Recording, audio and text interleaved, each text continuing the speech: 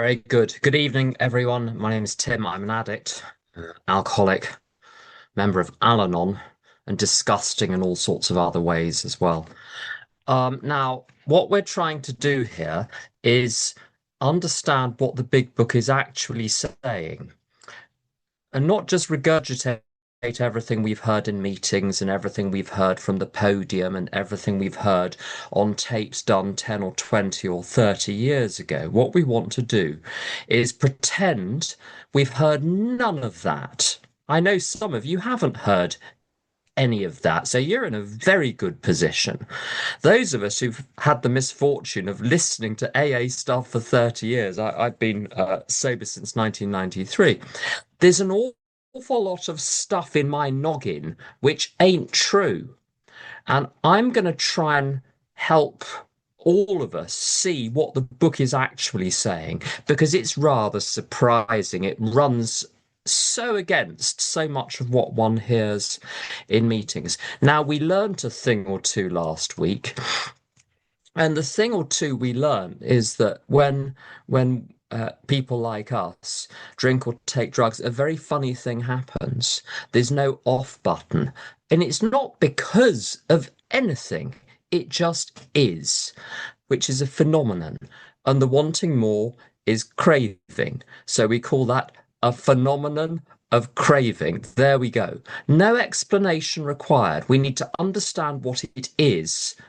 We don't need to say, why is it there? We need to do something about it. And the thing we need to do about it is not activate it. But here's where alcoholism gets really interesting. There's a tiny little problem, just very small, that happens to people like me when I decide to stop drinking and taking drugs forever. And what we're going to do, we're going to go on a little journey through the book, a sequence of quotations. It's a little bit higgledy-piggledy, but there is a logic to it. So this, now the technical term for this funny little thing that happens is the mental obsession. We'll come to that later. What we're interested in first is to understand what it is we're trying to describe. So this is from page 36. I had no intention of drinking. I sat down at a table and ordered a sandwich and a glass of milk. Still no thought of drinking. Little footnote. I'm sure you've heard people in meetings say, you know what, I've had a terrible week. I feel awful, but I don't want to drink, so I'm going to be okay. People think sometimes in AA, because they have no intention of drinking, they're going to stay sober. We're going to discover this chap had no intention of drinking, but he didn't stay sober. So what he says, I ordered another sandwich and decided to have another glass of milk. There's nothing alcoholic about any of that. Perfectly normal. Suddenly, without warning, the thought crossed my mind that if I were to put an ounce of whiskey in my milk, it couldn't hurt me on a full stomach. I ordered a whiskey and poured it into the milk. So there are three stages here. Stage one, perfectly normal. Stage two, thought. Stage three, the thought converts into an action. Now, what's interesting about this to me is the thought crosses his mind. He doesn't make his own thought. He doesn't say, I decided to have the thought. Suddenly, the thought has itself at him. When I have a drink, the thought of a drink has itself at me. I receive the thought. It's not my thought. It comes at me. But then a funny thing happens. It immediately converts into action. Now, I think very peculiar things the whole time. If you live in a big city with an underground or metro or subway system, I'm sure, well, I hope I'm not the only one who stands on a tube platform and thinks, you know what, I could jump or even worse, push someone. Occasionally, those thoughts happen. They don't convert to action. I have funny thoughts the whole time which don't convert to action. But that thought of a drink does. There's the mind And then there's the brain. The brain is the mushy stuff. The mind is consciousness. Those are two very different things. My physical brain thinks little thoughts at me, and my job is to work out what to do with them. And that's mind's job. And so my poor little frazzled, fried, alcoholic addict brain is just periodically going to say, let's have a drink. Let's have a drug. Let's do this. Let's do that. It wants to do all sorts of things. It's got a list and it's got nothing to do apparently, and just it just throws things at me off the list. Now, the mind in a healthy person is like the bouncer of a nightclub. When the thought comes along, the bouncer checks the name against the list. If you're on the guest list, in you go. If you're not, hard luck. Now, imagine that bouncer. A certain type of thought comes along, a certain type of person comes along. He doesn't check on the list, he just waves them straight through to the VIP room. That's alcoholism and me. The thought of a drink occurs to me. I can sift and weigh and assess 1,000 thoughts a day. And then the thought of alcohol comes along and come on in. Straight all the way through, except strapped to the thought of a drink is 2 kilos of Semtex. So when that little thought gets passed into the VIP room, the whole club blows up. That's the end of the club. It's over. So being an alcoholic means I'm the sort of person who is unable to assess the thought of a drink rationally. It just converts to action. Now, in case we thought that this little story was a mistake, there's another one from page 41. I went to the hotel and leisurely dressed for dinner. As I crossed the threshold of the dining room, the thought came to mind that it would be nice to have a couple of cocktails with dinner. That was all, nothing more. I ordered a cocktail and my meal. Again, totally normal. Thought of a drink, conversion of the thought to an action, and there is a hole where the remaining truth ought to be. He says that was all, nothing more. Now, the chap is going to go on to have a massive bender, and that bender would have been predictable. But that doesn't occur to him, and that is the problem. Uh, there's a hole in his mind which gets referred to as this strange mental blank spot. The previous chap, the whiskey in the milk chap, I know there's at least one person here who goes to a group called Whiskey in My Milk. Um, the whiskey in the milk chap, there's a twist of reality. He thinks the milk is going to somehow protect him, but it can't, of course. That's the peculiar mental twist. So, alcoholism, what happens to my mind? The incoming data either gets twisted or there's just a hole where truth should be. And this gets spelled out on page 24. It gets spelled out very well. So, the fact is that most alcoholics, for reasons yet obscure, have lost the power of choice in drink. Our so-called willpower becomes practically non-existent. We are unable at certain times to bring into our consciousness with sufficient force the memory of the suffering and humiliation of even a week or a month ago. We're without defense against the first drink. The almost certain consequences that follow taking even a glass of beer do not crowd into the mind to deter us. If these thoughts occur, they are hazy and readily supplanted with the old threadbare idea that this time we shall handle ourselves like other people. There is a complete failure of the kind of defense that keeps one from putting his hand on a hot stove. Now, that's all pretty plain, but I want to bring it home with an image from a more contemporary, well, a contemporary film, relatively contemporary film by M. Night Shyamalan. a film called The Happening, in which nature decides it's going to get its own back on humanity, and the plants and whatever plants, trees release some kind of chemical in the air which induces human beings very calmly, very quietly to commit suicide in order to protect itself. Nature is protecting itself against humanity, which it apparently sees as some kind of virus that needs to be eliminated. So it releases this chemical which induces a very calm self-destruction on the part of millions and millions of people.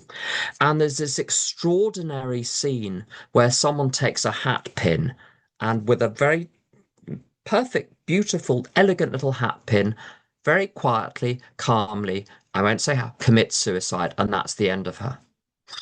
And if ever you've been talking to someone who is in the process of having a slip or a relapse, you have exactly that same eerie feeling that you know the person is in the most terrific danger, but they can't see it.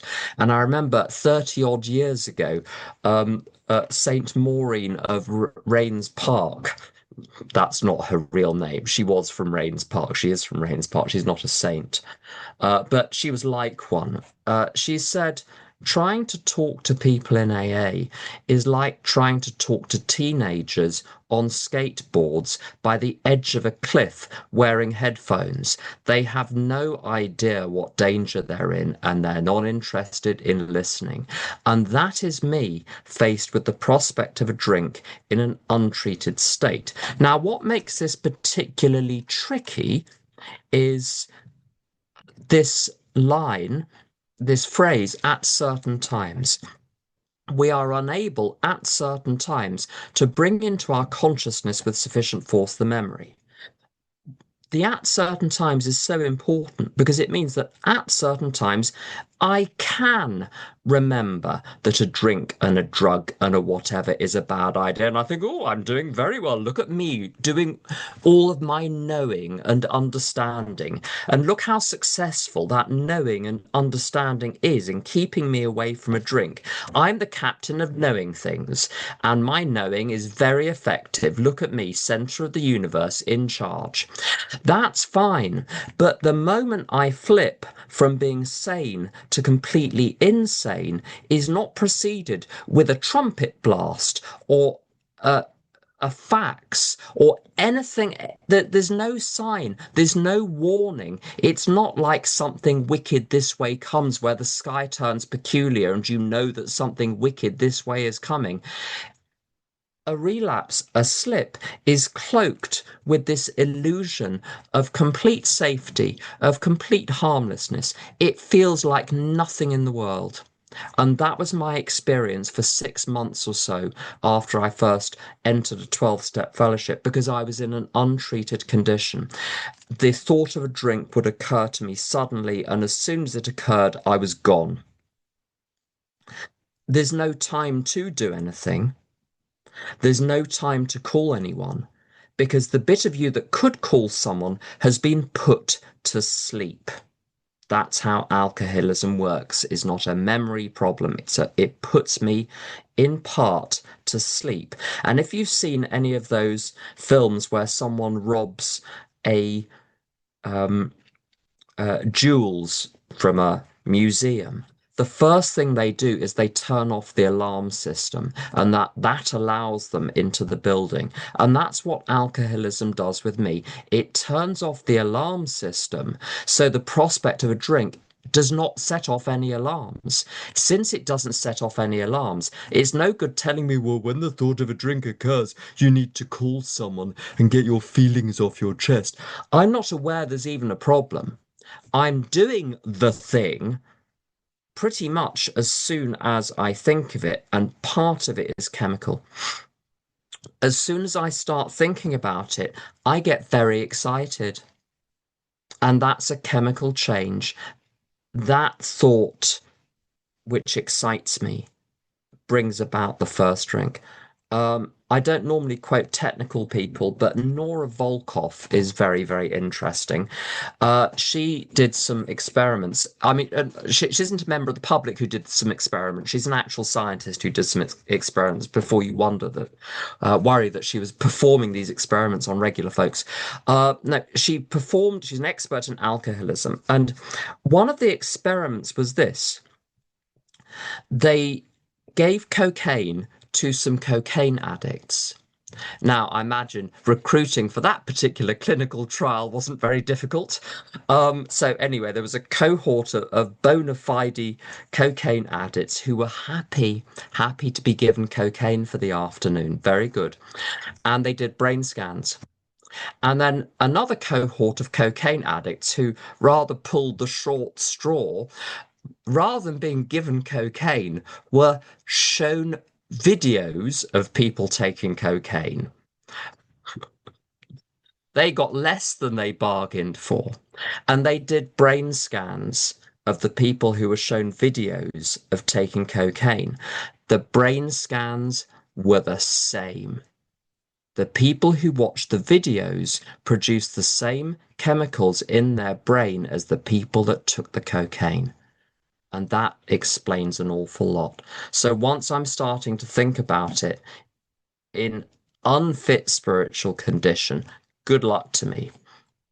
Now, the next little question which one might ask is, well, what causes this? Why is it that periodically the thought of a drink will occur to me? And sometimes I have a defense mentally. I'm able to think clearly. Other times I'm not. Maybe it's circumstances, maybe it's emotion. When you hear people coming back from a slip or a relapse or whatever you want to call it, we can argue about that, but let's not. And they tell the story. It's just like Jim and it's just like Fred. There's all of this detail and these things happened and I felt terrible and blah, blah, blah. There's only one reason given for Jim's relapse, which is that he failed to enlarge his spiritual life. Jim and Fred are very strange examples because there's nothing really going on with them. And so you see alcoholism in its pure form.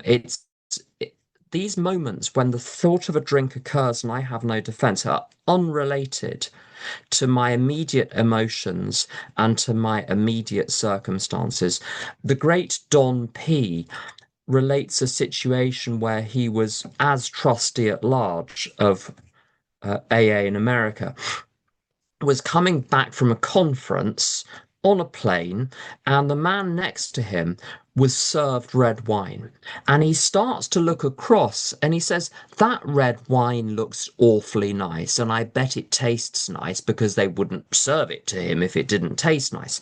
And he says what he reports is not that he thought it through, but a prayer started within him. Now, the point of that story is not how he got out of it and he didn't drink. It's that this was a world trustee coming back from a service conference in fit spiritual condition. The thought of a drink is simply going to occur. And it says in Fred's story, they prophesied. Now, they prophesied that he was going to relapse. They prophesied he was going to drink again. They didn't say when, they didn't say in what circumstances. They said it's going to happen. And it's very like earthquake predictions. You know where approximately the earthquake is going to happen and approximately what magnitude it's going to be. But it could be now, it could be next week, it could be in 20 years' time. But it's going to happen. And that's the tricky thing here. Now, most people in recovery are like I was when I got sober, which is selfish, immature, immoral, incompetent at living, emotionally all over the place, and peppered with mental illness. And because that's the majority of people I've ever known, one can be forgiven for thinking that those things are the cause of these slips. And The big book is so insistent that it's not. All of the examples run counter to that. So let's run through a couple.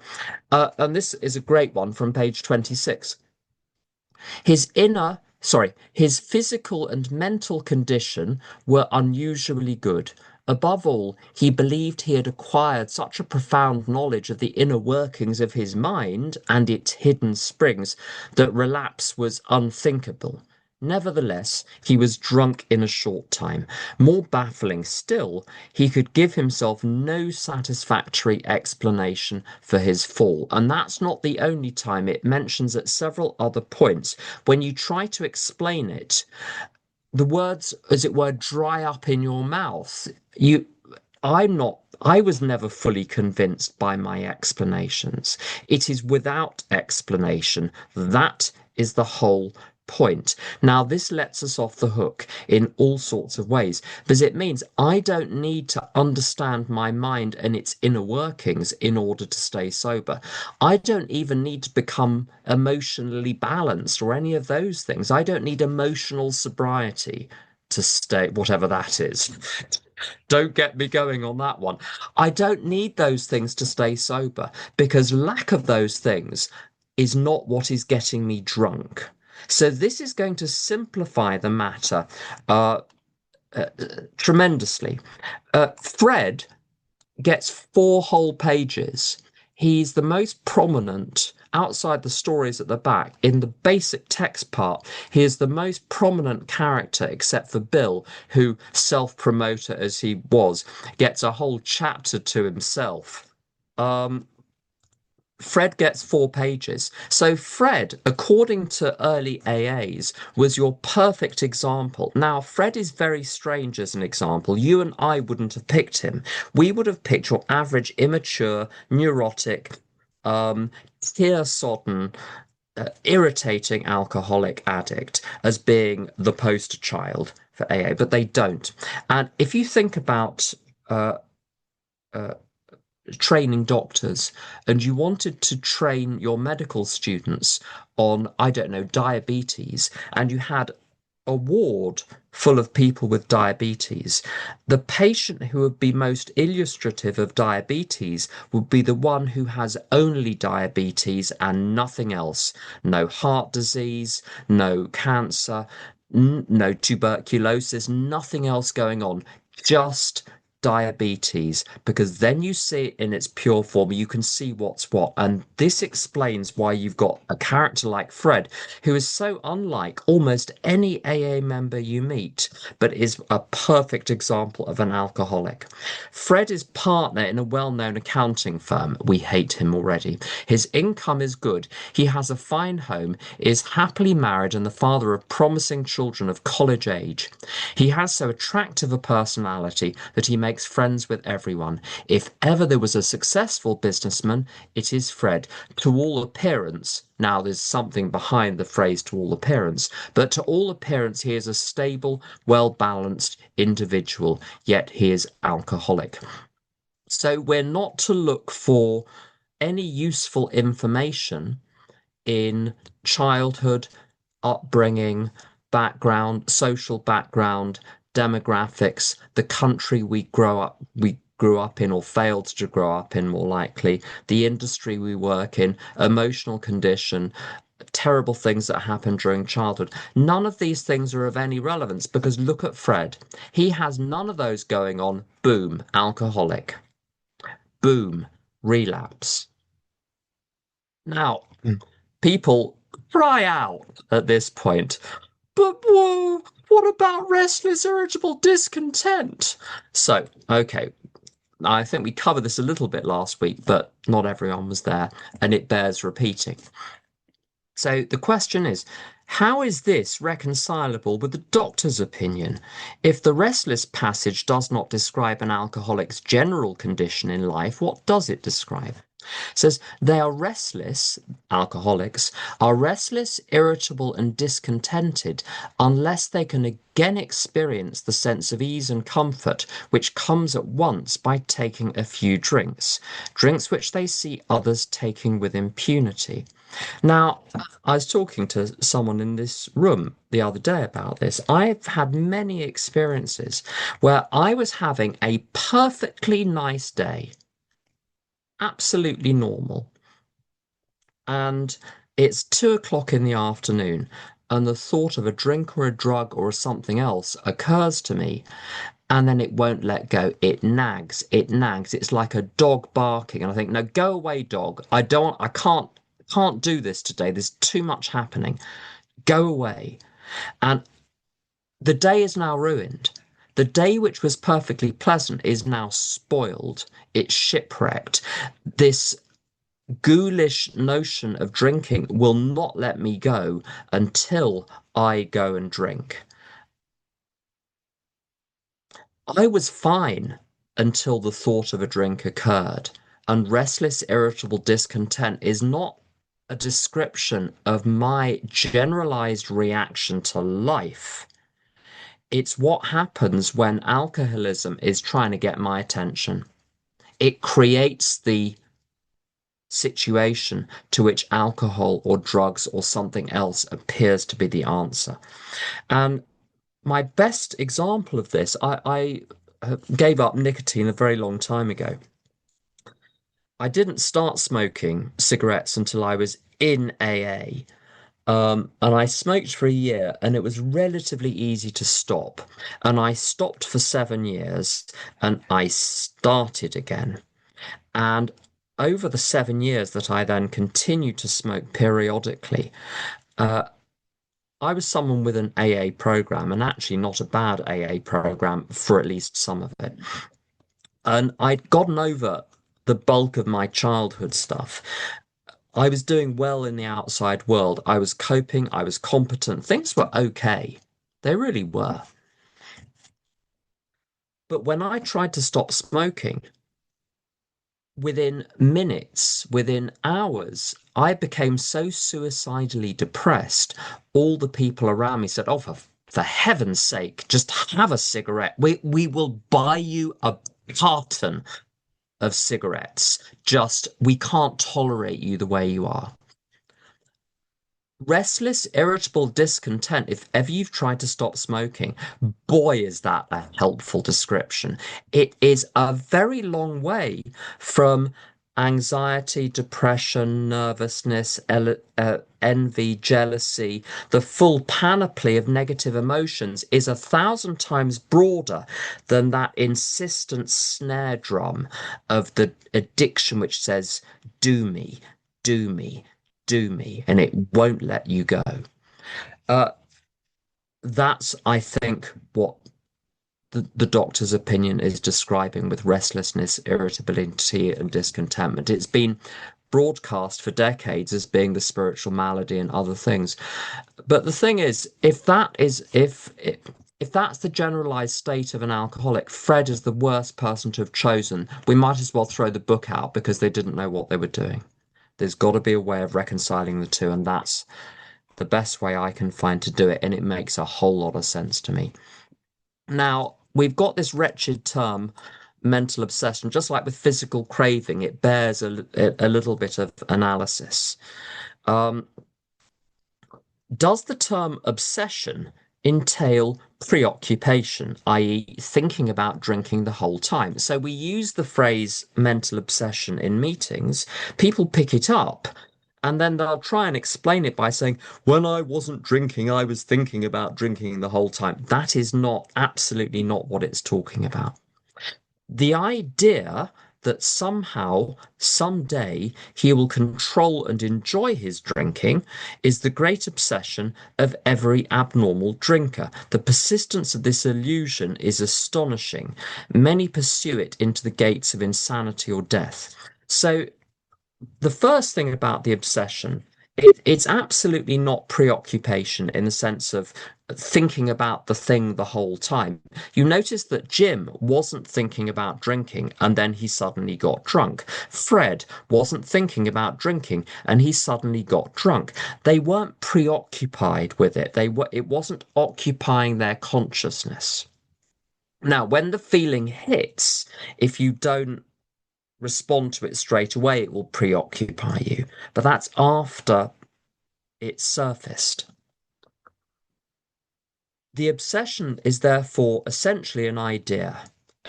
And the idea is that I can somehow square the circle. I can do just enough to get all of the thrills that I want, all the fun of the fair, all the thrill of the circus, but without getting the custard pie of the clown in my face. That's what I'm after. This elusive midpoint between benefit and consequence. But it doesn't exist. It's a lie. And the reason I use the term obsession, it's a lie which won't go away. It's a lie I can't effectively get rid of. It's a lie. Every time I think I've got rid of it, it's like it's like a stain which bleeds back through. When you've got a stain on a wall sometimes, when there's water damage coming through, you paint over it and the stain comes through. You paint over it, the stain comes through. And the lies of alcoholism are the stain that you can't paint over, no matter how much you try. And that is the point. So when alcohol appears to me, and it's true of drugs, and it's true of certain behaviors around food and sex and romance, the idea comes to me with this purity, with this innocence, and that's the lie. But it's a lie that I can't fully see. So we say, oh, this is the other interesting thing. Um, Here we go. We know that while the alcoholic keeps away from drink, as he may do for months or years, he reacts much like other men.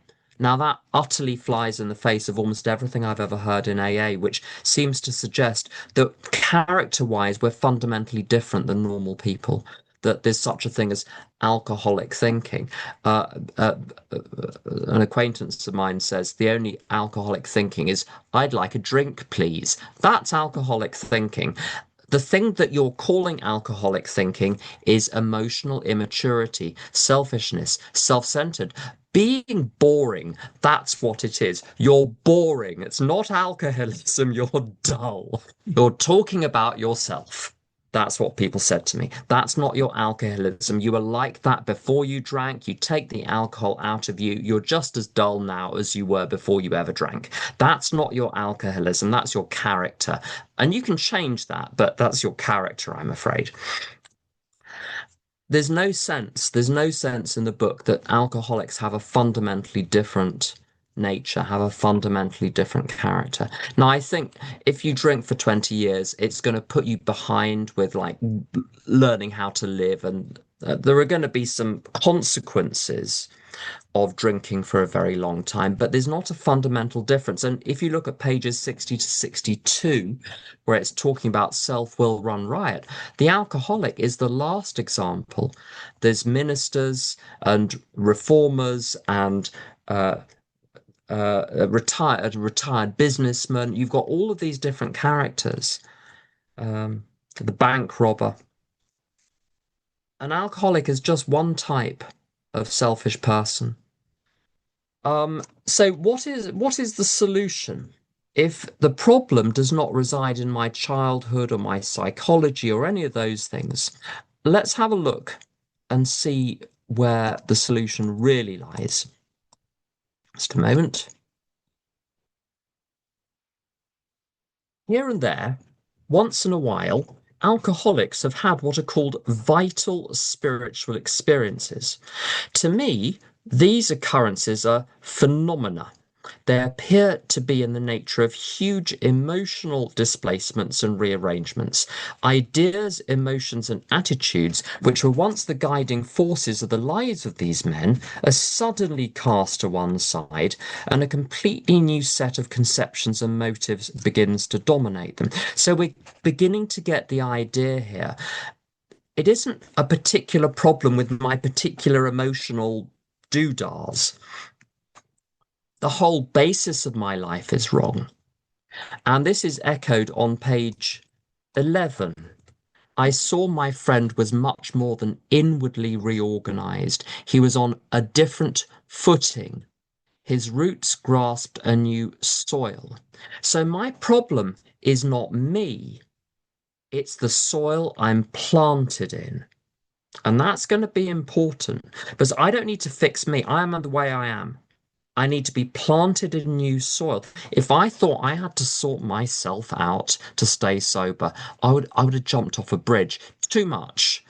Professionals furrowed their professional brows at the prospect of treating me. The idea that I was going to treat myself by analyzing myself and going deep, that's the thing people always want to do. I want to have a new experience with steps and I want to go deep. No, you need repotting. You're a plant in the wrong soil. You need repotting in a new pot. That's it. And to really bring this into relief is the third relevant reading.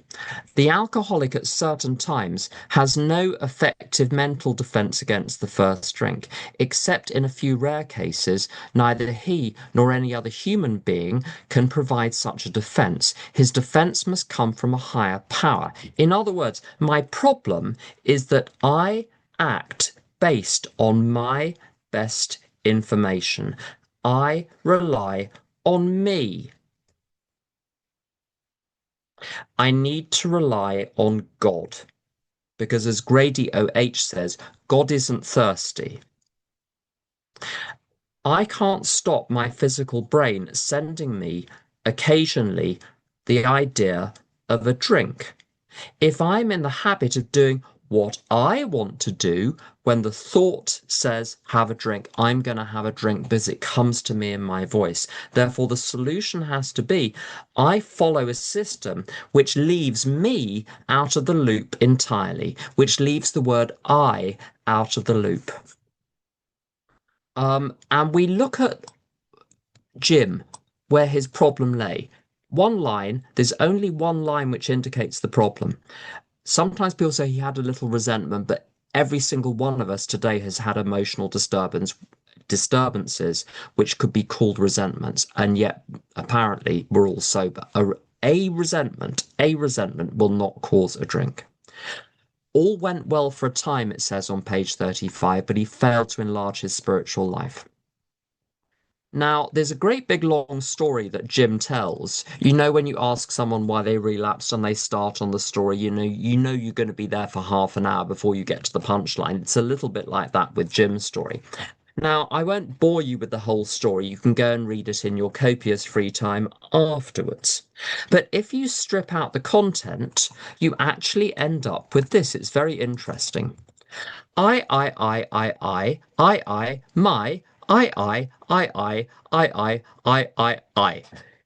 A life which is just all about I is going to end up in a drink. That is the message of Jim's story. It's not about the content. It's about the fact his life is all about him. Let's compare this to Bill, who has recovered by this point on page 14. I was so relieved when I got to page 9 and he finally started to recover. I'm not sure I could have stood much more of his story. So Bill, page 14, he starts to get a bit more interesting then. For if an alcoholic failed to perfect and enlarge his spiritual life through prayer and meditation, oh no, it doesn't say that. That's not how you enlarge your spiritual life, through work and self-sacrifice for others. No singing bowls. They're great, but they're not the solution to alcoholism.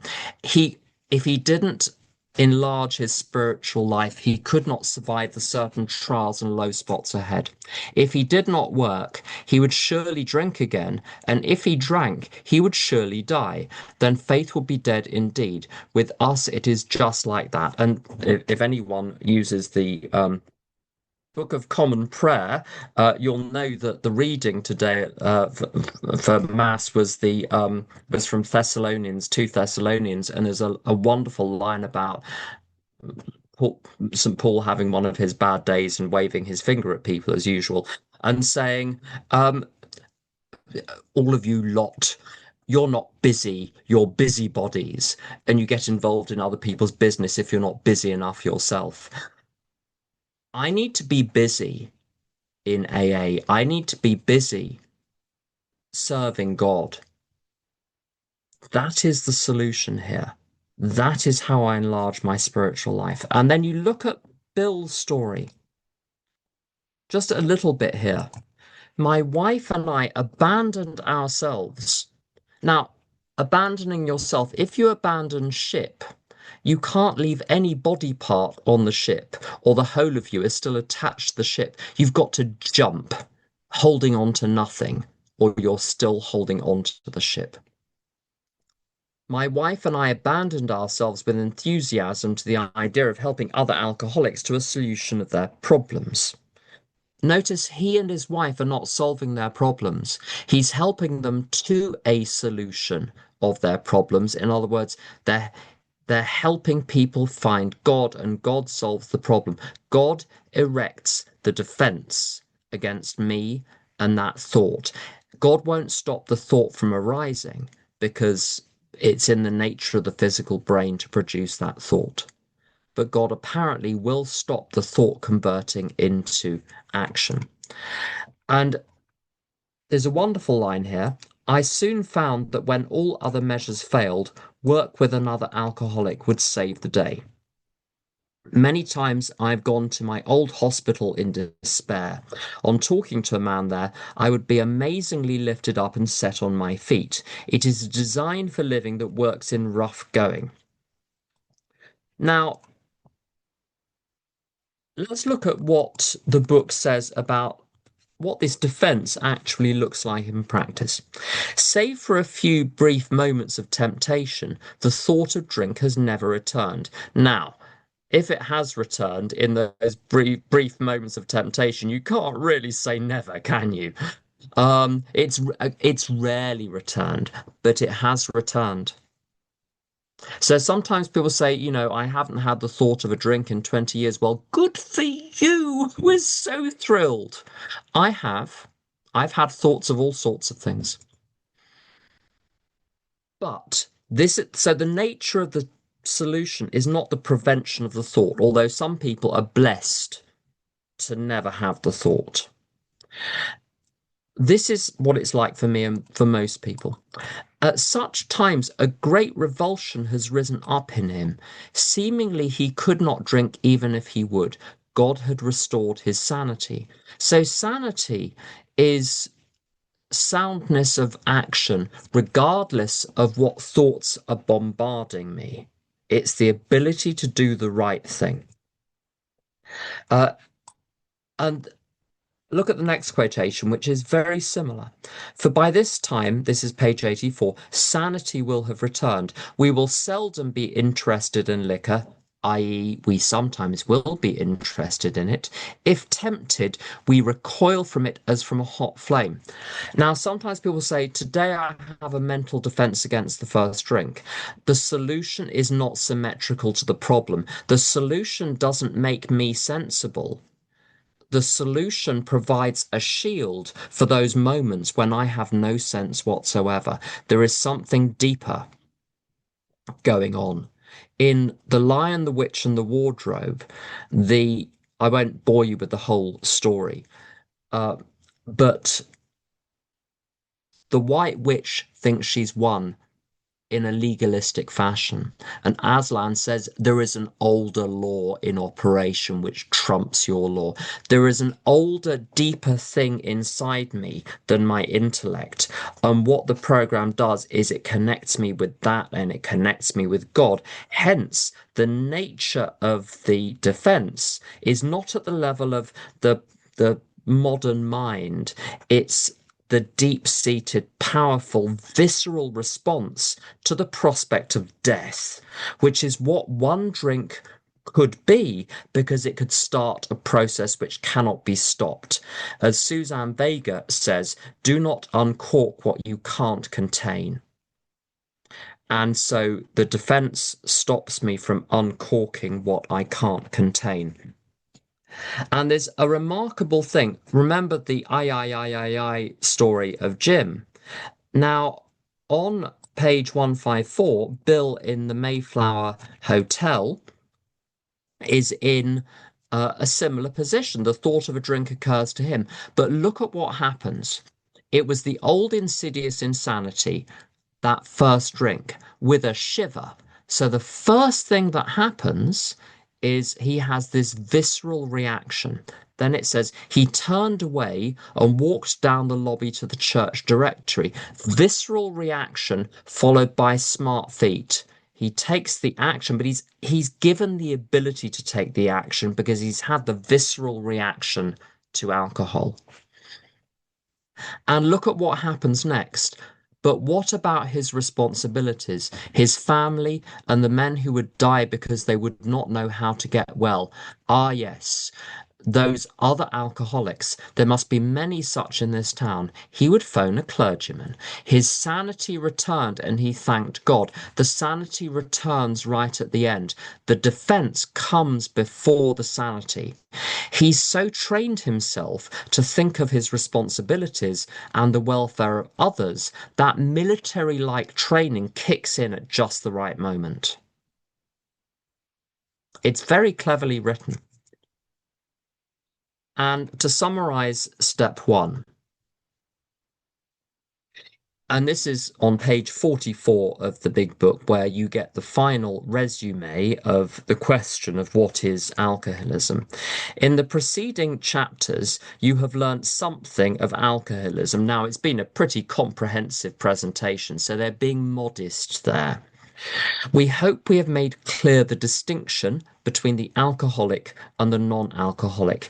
If, when you honestly want to, you find you cannot quit entirely, or if, when drinking, you have little control over the amount you take, you are probably alcoholic. Now, they do that little bit of hedging just to avoid arguments. If you make 100% statements, someone needs only one counterexample to prove you wrong. You can't prove a probably statement wrong. So it's to avoid argument in case people wonder why there's that hedging all the way through the big book. Anyway, if that be the case, you may be suffering from an illness which only a spiritual experience will conquer. Now, it's got the word or there. It's got two tests. It says you have to pass test one or test two. When you drink too much, or you can't give up altogether. In practice, you have to pass both tests. If you're condemned by a strange mind to drink every day, but you can stop after one schooner of sherry or 1/4 of a Valium, you really don't have a problem. You're not alcoholic, you're not a drug addict.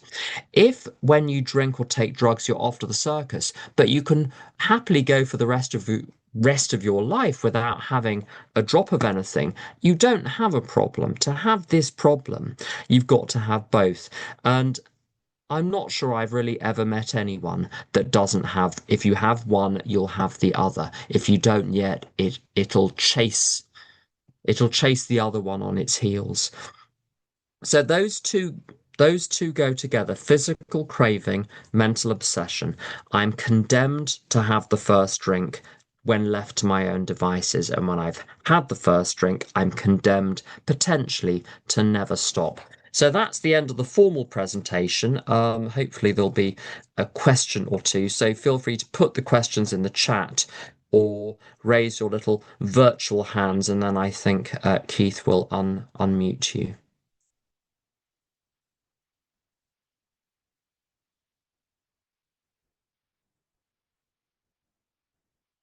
Okay, very good question.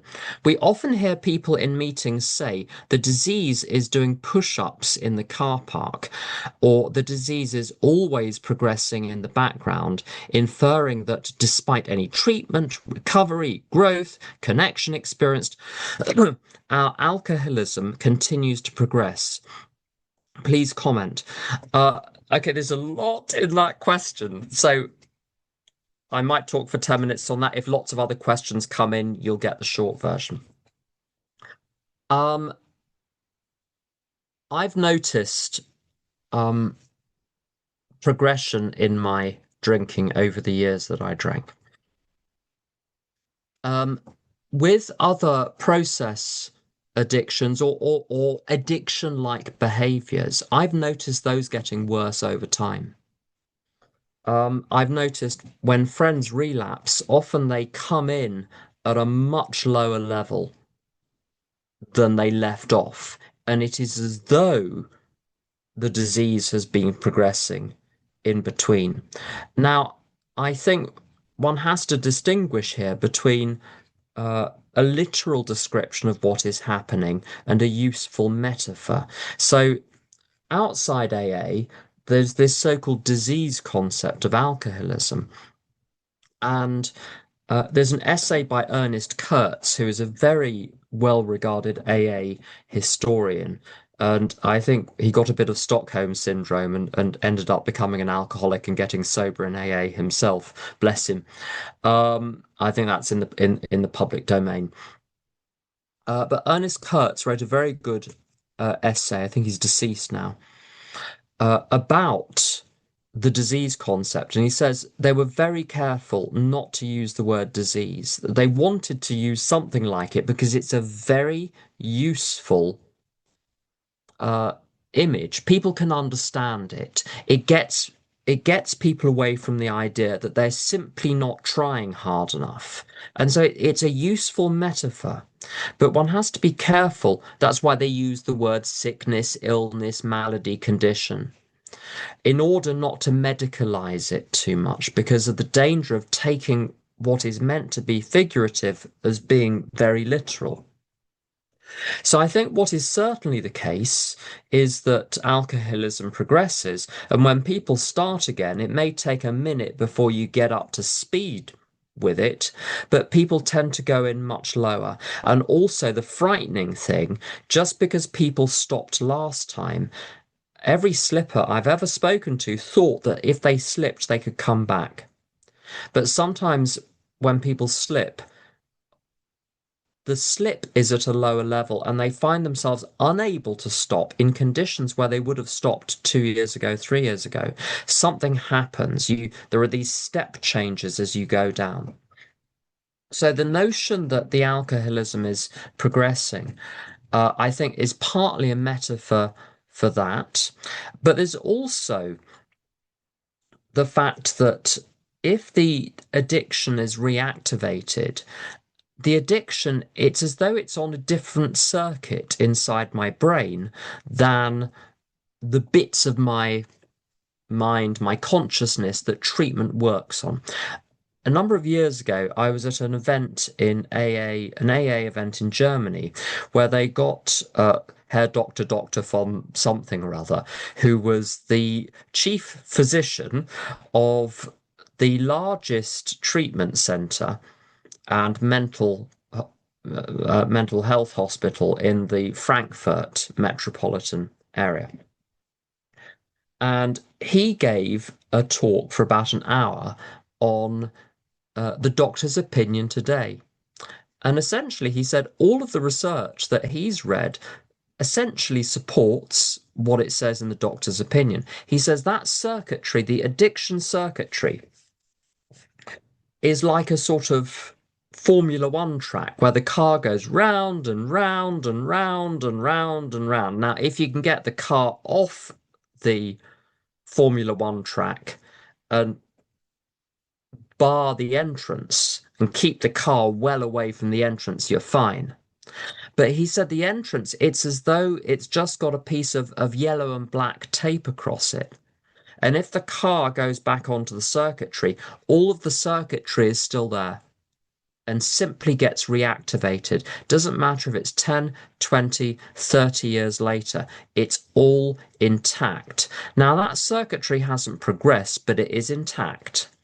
And a friend of mine, on his 60th birthday, around his 30th AA birthday, someone handed him a glass of champagne and he said, okay. And he was begging in doorways on the streets within months. And he came back, but he didn't come back right. And it was like those Edgar Allan Poe stories. It's very frightening. So the circuitry is still there. The circuitry hasn't progressed, but the work we do in recovery does not act on the addiction circuitry. It simply keeps us from activating the circuitry. And that now there's one other element of that. There's one other element of that question I want to come at. Oh, it's the ego. Now, the ego is the real enemy here. The ego is, well, it would have been called the devil a long time ago. Now we call it the ego or the self or other things. It's been to all the meetings I've been to. When I was doing the Course in Miracles, it was nodding away, thinking, "Oh, you're enjoying this, aren't you?" It knows everything I know, and it's got time on its hands. So I'm potentially no less dangerous now than I ever was to myself and to other people. I need to be kept in God's care as much as ever. And that this is where the progression, I think, is real. The metaphor is a metaphor for something which is really happening.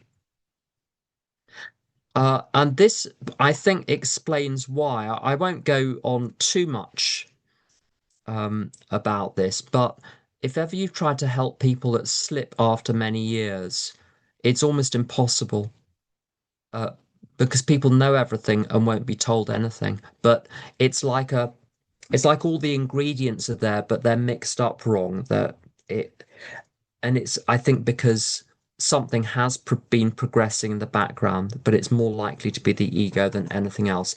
Now, there's a whole bunch of questions. Let's see, alcoholism is an illness, not a disease. Are people calling it a disease because they hear this in the rooms? I don't know why people call it a disease. It's called a disease outside.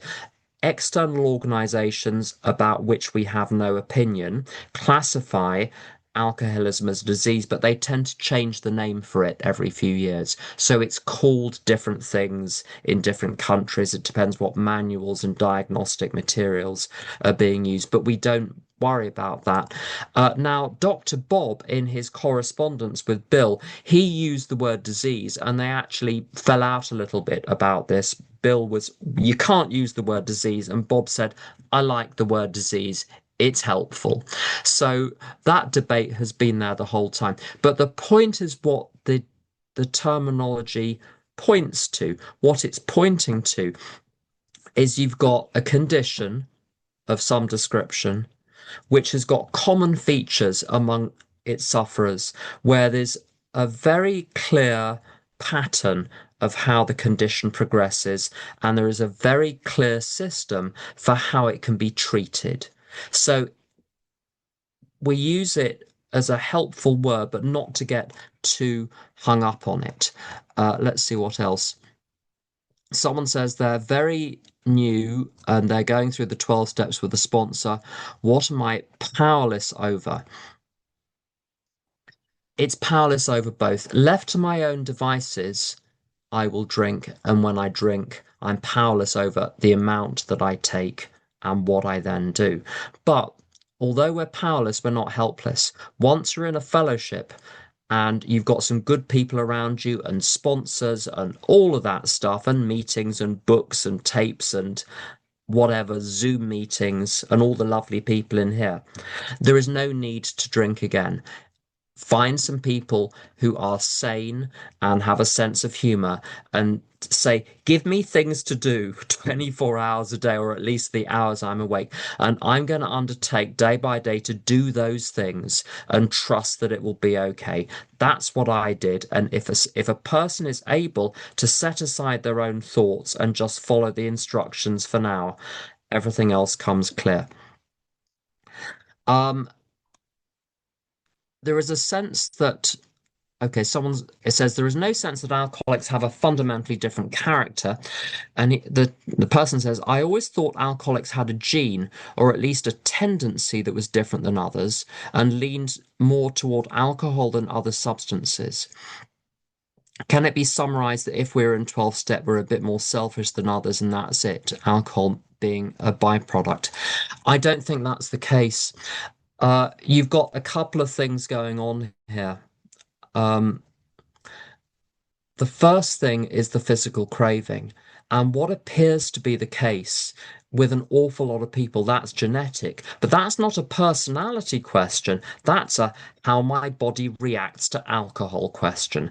There are ethnicities where almost no one is alcoholic. There are ethnicities where almost everyone is alcoholic. If you give someone a drink from certain ethnicities, good luck to you. Others, people are fine. This appears to be very greatly genetically determined. But if you look around AA and talk to people, you'll discover every personality type. The volume might be dialed up a little bit, and we might be more immature because we were busy for a few years while everyone else was growing up. But that's not because of alcoholism, that's because of drinking and being checked out for a decade or two. And that's a fundamental difference. It's not because we've got this special thing. What is true as well, the spiritual malady is universal. So everyone has it. It is essentially the human condition. Some people have it at a subclinical level and go through their whole lives actually doing pretty well. And people form relationships with God and people go to the Buddhist center. People do all sorts of wonderful things. What's different for us, if we don't deal with the human condition, the spiritual malady, in a systematic and prompt way, good luck, because it is that which is standing between us and the solution, which is God. So for us, it's a matter of life and death, and we're on a schedule here. I remember reading a spiritual book 30 years ago, and it said, you might have to do this form of meditation for like 20 or 30 years before you're going to get real effects. I'm like, I don't have enough time. Do you have something quicker? So I went to Maureen and she gave me some things I could do today, which made me feel better today. It's urgent. It's urgent. It's a race, not against Sally and Bobby and Peter. It's a race against alcoholism. It's a race against the ego. Someone said, I often hear more about emotional sobriety rather than enlarging one's spiritual life. Is emotional sobriety part of an effective mental defense? Um, this certain American businessman on page 26 was emotionally sober but relapsed. Bill is a basket case on page 15 and stays sober. Um, I think emotional sobriety could be, I'm putting myself on the spot here by saying I'm going to define it. Emotional sobriety is the degree to which my emotional reactions to events in my life are timely, appropriate, and proportionate. In other words, it's about emotional health in terms of my response to the things going on around me.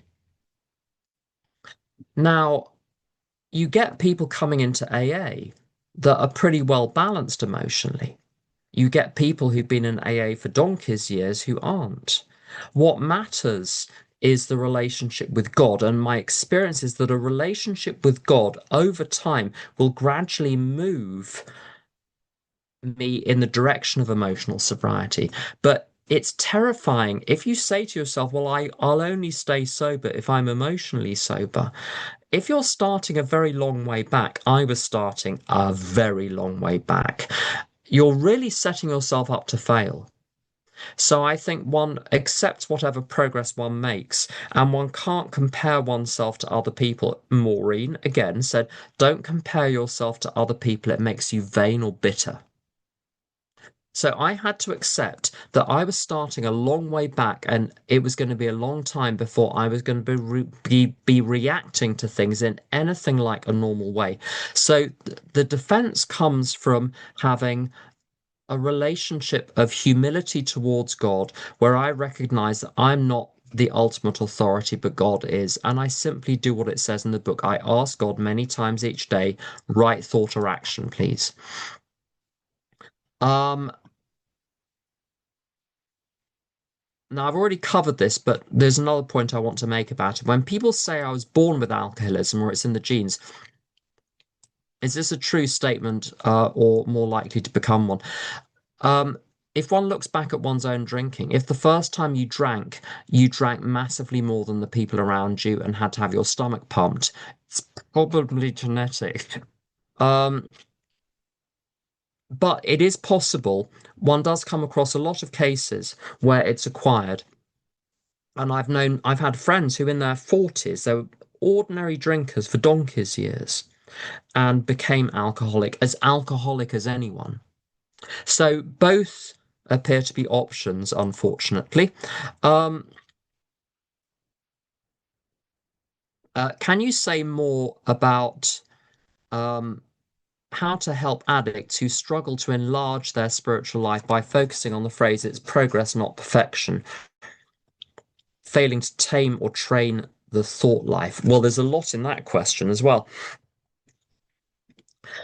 The enlargement of the spiritual life is the degree to which I do what it says on page 19, which is to attempt to apply the principles in all my affairs, but more importantly, to spend much of my free time engaged in one-to-one work with alcoholics. In the absence of that, service work is really good, but it's not the really high octane stuff. It's like cooking oil in your car. The car will go, but it'll make a bit of a stink. What you want is the high octane fuel, and the high octane fuel is carrying the message in whatever way you can. So if someone wants to enlarge their spiritual life, that's the way to do it. It's through service. Now, the training the thought life, that's a kind of hobby that one does on the side. It's a gradual thing, and as I say, it depends where you're coming from. It's going to take a lot. It took a long time for me. Other people are very quick studies. I see people at 1 or 2 years sometimes who doing immensely well, far better than I was doing. Now, this phrase progress, not perfection. What that is about is holding two ideas in your mind at the same time. Idea number one is I'm going to shoot for the ideal. Idea number two, when I fail, I'm not going to beat myself up. It's not about discounting my actions, dialing back the actions to the level of failure I think I'm going to display. I still shoot for perfection. And that's a difficult idea to get one's head around. It was for me.